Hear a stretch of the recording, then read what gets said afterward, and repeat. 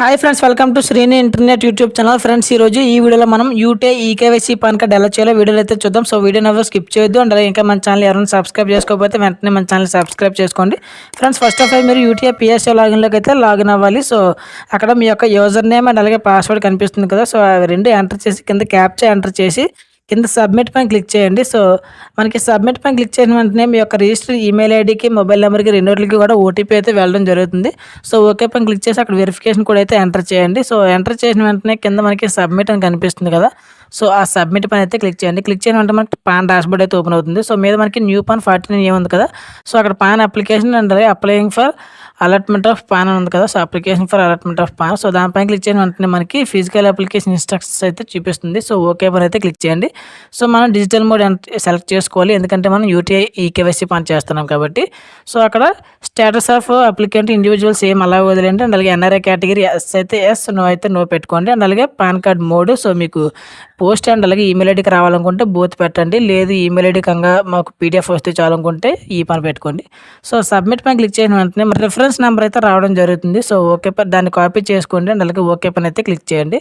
So ఇప్పుడు మీరు మీ యొక్క పర్సనల్ డీటెయిల్స్ అయితే ఎంటర్ చేయాలి. సో పర్సనల్ డీటెయిల్స్ అన్ని ఎంటర్ చేసినంత కింద మనకి నెక్స్ట్ స్టెప్ అని కనిపిస్తుంది కదా. సో ఆ నెక్స్ట్ స్టెప్ పైన క్లిక్ చేసిన వెంటనే డాక్యుమెంట్ డీటెయిల్స్ అయితే చూపిస్తుంది. సో ఆటోమేటిక్గా సెలెక్ట్ అయి ఉంటుంది ఆధార్, ఎందుకంటే ఈకేవైసీ కాబట్టి.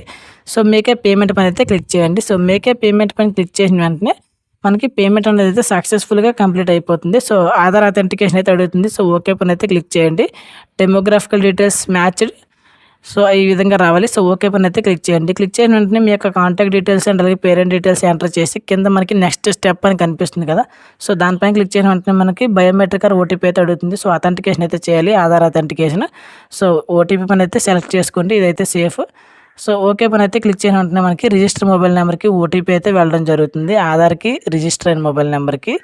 సో ఆ యొక్క ఓటీపీ అయితే మీరు ఎంటర్ చేసి కింద సబ్మిట్ అని కనిపిస్తుంది కదా. సో దానిపైన అయితే మీరు క్లిక్ చేయాలి. క్లిక్ చేసిన వెంటనే అడ్రస్ డీటెయిల్స్ అయితే ఆటోమేటిక్గా రావడం జరుగుతుంది. సో అక్కడ మీరు సోర్స్ ఆఫ్ ఇన్కమ్ దగ్గర నో ఇన్కమ్ అయితే సెలెక్ట్ చేయండి.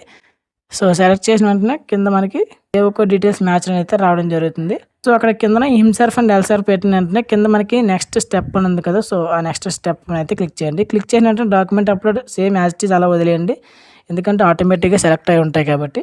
కొంచెం కిందకి స్క్రోల్ చేసి అక్కడ సబ్మిట్ అని కనిపిస్తుంది కదా. సో సబ్మిట్ పని అయితే క్లిక్ చేయండి.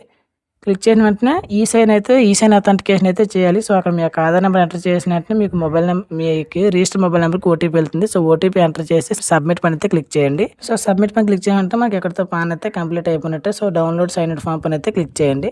సో ఓవరాల్గా వీడియో ఫ్రెండ్స్, వీడియో నచ్చితే లైక్ చేయండి. అండ్ అలాగే మన ఛానల్ సబ్స్క్రైబ్ చేసుకోవడం మాత్రం మర్చిపోకండి. అండ్ అలాగే ఎవరికైనా ఏమైనా డౌట్స్ ఉంటే కామెంట్ సెక్షన్లో కామెంట్ చేయండి. అండ్ అలాగే ఇన్స్టాగ్రామ్లో కూడా మెసేజ్ చేయండి.